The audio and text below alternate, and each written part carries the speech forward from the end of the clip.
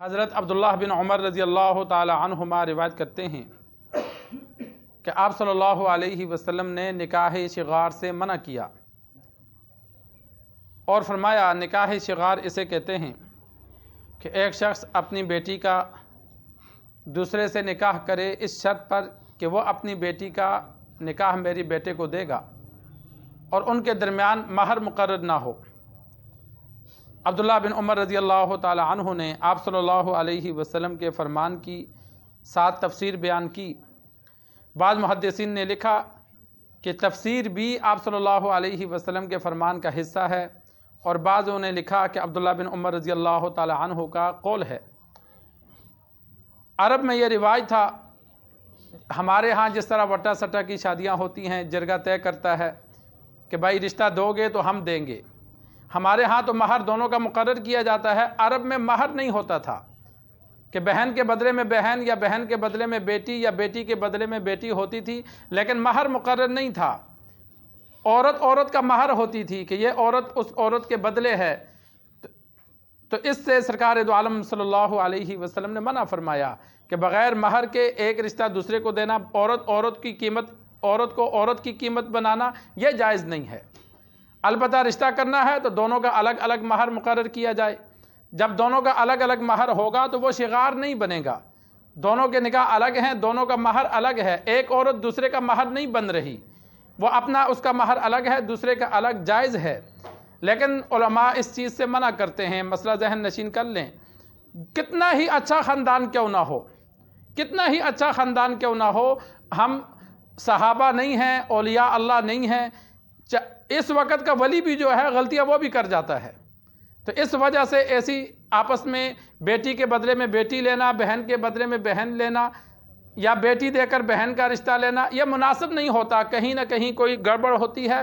اکثر گھروں کو دیکھا کہ دونوں رشتے ٹوٹتے ہیں، ایک ٹوٹتا ہے تو بدلے میں دوسرا بھی وہ مجبوراً توڑ دیتے ہیں کہ اب اگر ہم اپنی بیٹی کو نہیں بلاتے تو اس پہ تو وہ ہاں ظلم ہوگا۔ دونوں گھر تباہ ہوتے ہیں، دونوں گھر خراب ہوتے ہیں۔ البتہ ایک رشتہ ہوا، اس کے 3-4 بچے ہیں، وہ اپنی جگہ آباد ہے، پھر دوسرا رشتہ لے رہے ہیں یا ادھر سے دے رہے ہیں، وہ بیچ میں زمانے کا فرق ہو تو اس کا فرق نہیں پڑتا۔ ایک آپ نے رشتہ لیا ہے، 2-4-6 سال گزر گئے، اس کے بچے ہیں، وہ گھر آباد ہے، اب وہ ادھر سے رشتہ لینا چاہتے ہیں، کوئی بچی ہے، تو اس کا اتنا اثر نہیں پڑتا۔ لیکن 1 سال میں یا 1-2 سالوں میں فرق کے بغیر یا ایک ہی محفل میں ادلا بدلا کرنا، اس سے بڑا فرق پڑتا ہے، کیونکہ ہمارے ہاں نئی جوڑی کو آپس میں سیٹ ہونے میں وقت لگتا ہے۔ اگر ہم نے بدلے میں دیا ہوگا تو پھر لڑائیاں بدلے میں ہوتی ہیں۔ ویسے تو میاں بیوی سیٹنگ کرتے ہوئے سال لگ جاتا ہے، لیکن جب ادلا بدلا ہو تو پھر جب ادھر سے وہ خوش نہیں ہوتی، بدلے میں ادھر نہیں رکھتے۔ تو اسلام نے اس چیز سے منع کیا بغیر مہر کی وجہ سے، لیکن مہر رکھ کر بھی جو علماء حضرات ہیں وہ اس چیز سے منع کرتے ہیں کہ اس سے خاندان پر جو بعض لوگ ہوتے ہیں وہ ضد بازی کر جاتے ہیں، اپنے بیٹے کا رشتہ نہیں ہو رہا ہوتا اس کے لیے بیٹی کی قربانی دیتے ہیں، بعض جگہوں پہ بیٹی کا رشتہ نہیں ہوتا اس کے لیے بیٹے کو قربان کرتے ہیں۔ تو یہ شرعاً کسی بچی پر بچے پر اجبار کرنا، زبردستی کرنا، یہ مناسب نہیں ہے۔ شریعت نے اس چیز سے منع کیا ہے۔ یہ ہمارے ہاں بعض لوگ کر دیتے ہیں کہ بچے کا رشتہ نہیں ہو رہا تو پھر بچی دے کر ساتھ بچے کے لیے لے لیتے ہیں، یا بچی کا رشتہ نہیں ہو رہا تو بچے کے لیے لے کر بچی ادھر لگا دیتے ہیں۔ تو اس سے یہ نقصان ہو جاتا ہے کہ وہ آپس میں، آپ صلی اللہ علیہ وسلم نے عرب میں منع کیا تھا۔ عرب والے بچیوں کو پوچھتے نہیں تھے، جہاں مرضی شادی کر دیتے تھے، چھوٹے بڑے مال دیکھ کر۔ آپ صلی اللہ علیہ وسلم نے منع کیا، تمام احادیث کی کتابوں میں موجود ہے۔ والدین کو حکم دیا کہ بچی سے اجازت لے کر پھر آگے شادی کرو۔ اس دور میں حیا کا زمانہ زیادہ تھا، بچیاں والد کے آگے، بڑے بھائی کے آگے بولتی نہیں تھیں۔ اگر بہن پوچھ رہی ہے اور کوئی غیر رشتہ دار پوچھ رہا ہے، چاچا ماما پوچھ رہا ہے، پھر تو بچی بولے گی۔ لیکن جب والد پوچھتا، بڑا بھائی پوچھتا، تو اب بچیاں تو نہیں بولتی تھیں کہ ہم شادی کریں نہ کریں۔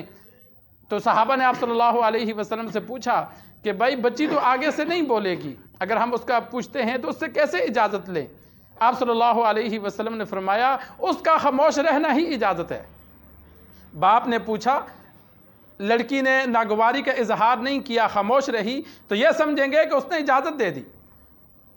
یہ کنواری کے لیے ہے، جس عورت کی شادی ہو گئی، مطلقہ ہے یا بیوہ، اس کے لیے بولنا لازم ہے۔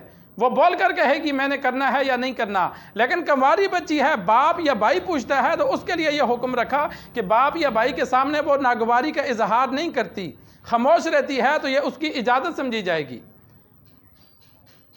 اور اگر وہ خاموش نہیں رہتی، اس کے ناگواری کا اظہار کرتی ہے، رونے لگ جاتی ہے، تو پھر اس کی شادی نہیں کی جائے گی.